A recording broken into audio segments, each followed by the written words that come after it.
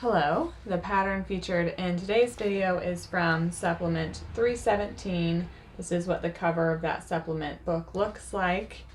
I chose to do pattern number 38. I don't know if you can see that. It's a little girl's flower girl dress. I find that's kind of appropriate because it's very easy for me to embellish that pattern in order to make it into the princess dress you see here.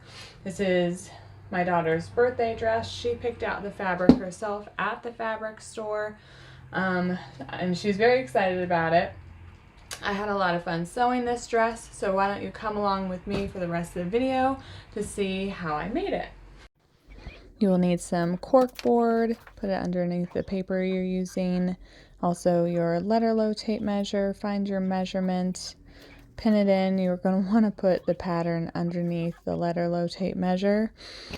And then I like to measure out to make sure that my paper I'm using is wide enough before I start making the dots. Now go ahead and make the dots and try to make them all on the same side so that it's even and it makes a perfectly good pattern. So do that all the way around. Now, using tailor curve rulers, I'm using a mixture of the Lutterloh rulers and some rulers I got off of Amazon because those are smaller and better for children's clothing. Connect the dots, and then whatever markings are on the pattern itself, go ahead and put those on. And you want to mark out a seam allowance. There's a few different ways you can do this.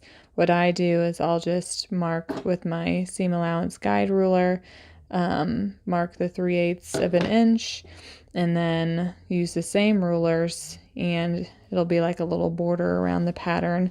That's the seam allowance. There's also some tools on the Lutterloh website you can use. This is just my preferred method. Today is in her new shirt, so I made the pattern as is.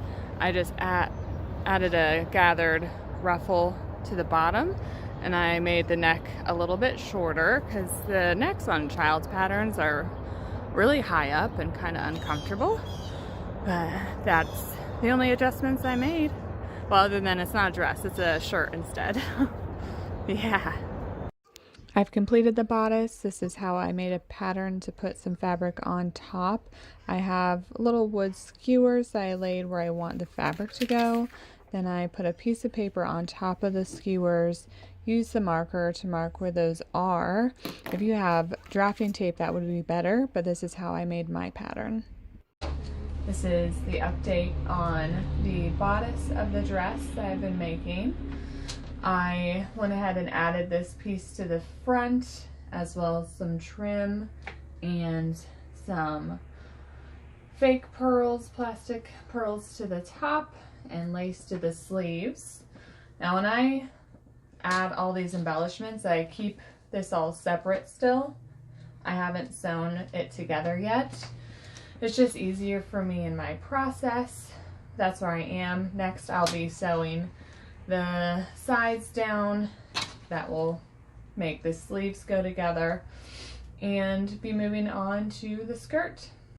I am partially done with the skirt.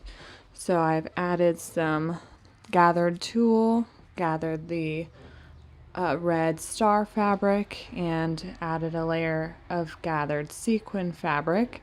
I do plan on adding the white trim to both sides of the sequin fabric and sewing it down to the tulle fabric, and then attaching it to the bodice.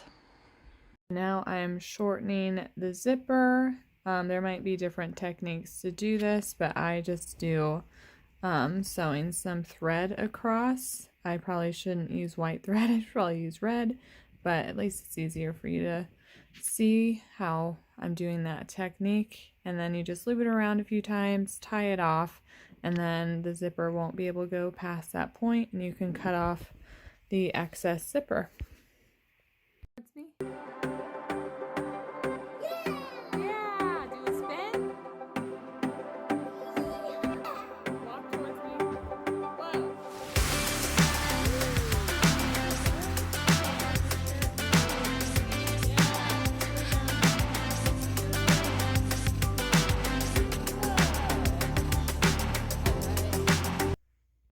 Welcome to the finished product. Here is the dress in all its glory, my daughter's birthday dress. If you can't tell, red is her favorite color, at least right now. She's turning 4, so that's subject to change. But like I said in the beginning, she did pick out this fabric herself. As far as the pattern, I didn't modify the pattern at all. It is exactly the same pattern. I just added a lot of things to it.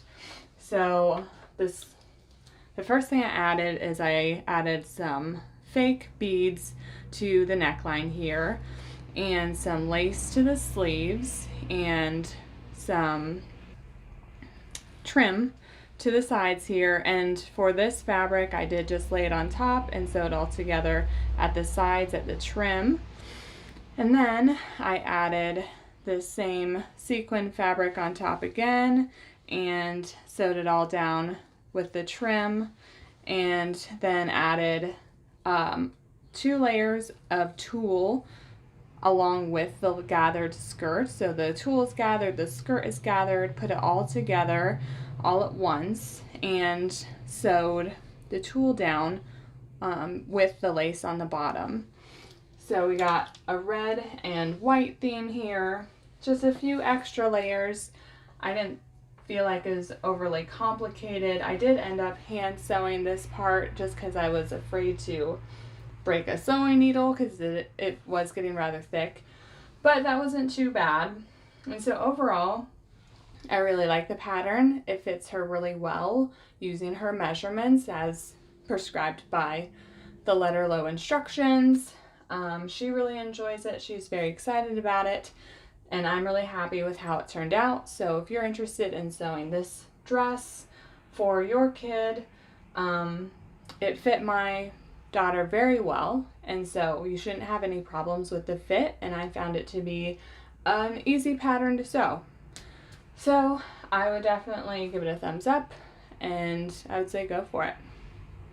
I almost forgot to mention the pattern I'm sewing next is this vintage shirt. It's actually technically a bodysuit, but I feel like that's really trendy right now, those puff sleeves and the way the bodice is made.